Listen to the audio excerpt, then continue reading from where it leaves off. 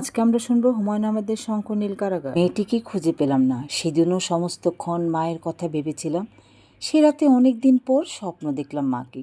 মা ছোট খুকি হয়ে গেছেন, ফ্রক পরে ঘুরে বেড়াচ্ছেন ঘরময়।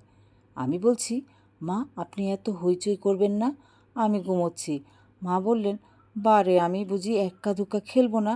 খেলুন, তবে শব্দ করে নয়। তুই খেলবি আমার সঙ্গে খোকা? না, আমি কত বড় হয়েছি দেখছেন না, আমার বুঝি এসব খেলতে আছে? খুব অবাক হয়েছিলাম স্বপ্নটা দেখে। এমন অবাস্তব স্বপ্ন দেখে মানুষ। মায়ের চারদিকে রহস্যের মতো স্বপ্নটাও ছিল রহস্যময়। চারদিকে রহস্যের আবরণ তুলে তিনি আজীবন আমাদের চেয়ে আলাদা হয়েছিলেন। শুধু কি তিনি, তার পরিবারের অন্য মানুষগুলিও ছিল ভিন্ন জগতের মানুষ, অন্তত আমাদের কাছে। মাঝে মাঝে বড় মামা আসতেন বাসায়। বাবা ততস্থ হয়ে থাকতেন সারাক্ষণ। দৌড়ে মিষ্টি আনতে যেতেন, রাবেয়া তাড়াতাড়ি চা করত, নিমকি ভাজত। বড় মামার সিকি কাপ চা আর আধখানা নিমকি খেতেন।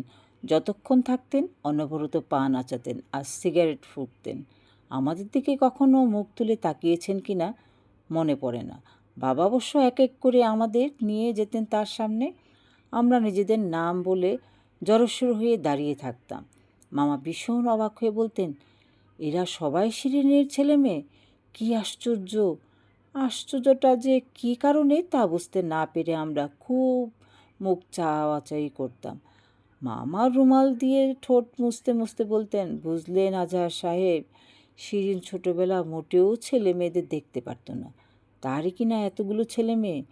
এই যে এটাই কি বড় ছেলে? মামা আঙ্গুল ধরে রাখতেন আমার দিকে, আমি ঘাড় নাড়াতাম।